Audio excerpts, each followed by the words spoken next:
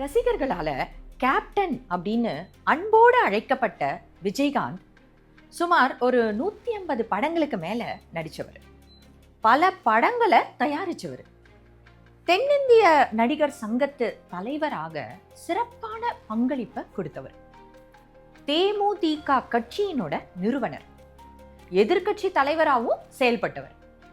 அவருக்கு இவ்வளவு அடையாளங்கள் இருந்தும் மக்கள் அவரை ஒரு நடிகராகவோ அரசியல்வாதியாகவோ மட்டும் பார்க்கல. என் உயிரிலும் மேலான அன்பு தமிழ் நெஞ்சங்களே, நான் உங்கள் தீபா பிரதீப். உங்களை போலவே தமிழ்ல ஆர்வம் மிக்கவர். கல்வி, சுற்றுச்சூழல், ஆன்மீகம், ஆதரவற்றோர் நலம் அப்படின்னு நிறைய சமூக பணிகளை செய்து வரும் யான் அறக்கட்டளை நம்முடைய தமிழ் பண்பாட்டையும் கலை இலக்கிய செல்வங்களையும் பரப்புவதற்காக லாப நோக்கம் இல்லாமல் நடத்திட்டு வர சேனல் தான் யான் தமிழ். இப்போ நம்ம வீடியோக்குள்ள போகலாம். புரட்சி கலைஞர்னும் கேப்டன்னும் ரசிகர்களால புகழப்பட்ட விஜயகாந்த் அவர்களுடைய நினைவிடம் இன்னைக்கு ஒரு கோயிலா மாறி இருக்கு.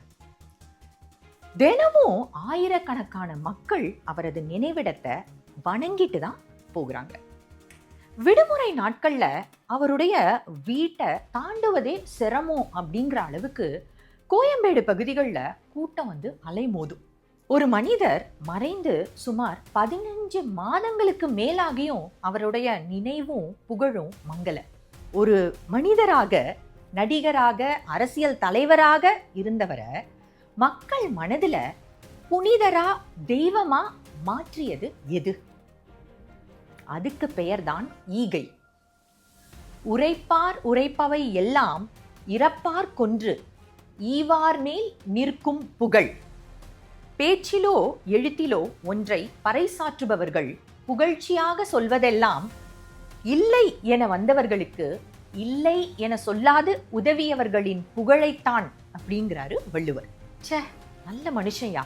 பசின்னு வந்தவங்களுக்கு சோறும், உதவின்னு கேட்டு வந்தவங்களுக்கு பொருளுதவியும் செஞ்சவர் அப்படிங்கிற அடையாளம் தான் கேப்டனுடைய மற்ற எல்லா அடையாளங்களையும் பின்னுக்கு தள்ளி மக்களுடைய பேச்சிலையும் நினைவுலையும் அவரை புகழடைய செய்திருக்கு.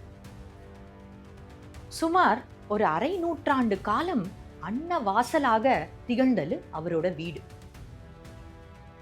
இருந்தாலும் மறைந்தாலும் பேர் சொல்ல வேண்டும், இவர் போல யார் என்று ஊர் சொல்ல வேண்டும் அப்படின்னு கண்ணதாசன் பாடல் சொல்றதும் இதத்தான்.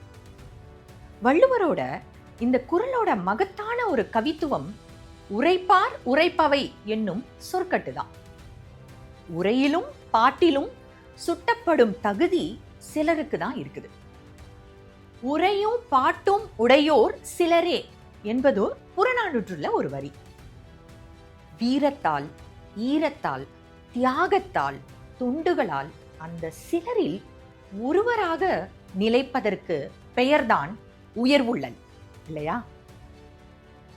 நண்பர்களே, யான் தமிழ் சேனலோட வீடியோக்களை உங்க குடும்பத்தாருக்கும் நண்பர்களுக்கும் பகிர்ந்துக்கோங்க. உங்க வீட்டில் குழந்தைங்க இருந்தாங்கன்னா இந்த சேனல்ல சொல்லப்படுற கதைகளையும் கருத்துக்களையும் பகிர்ந்துக்கோங்க.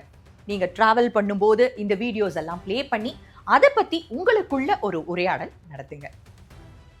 அரிதினும் அரிதான, இனிதினும் இனிதான தமிழ் மொழியையும் நமது பண்பாட்டையும் பரப்புற இந்த அரும்பணியில எங்களுக்கு உதவுங்க.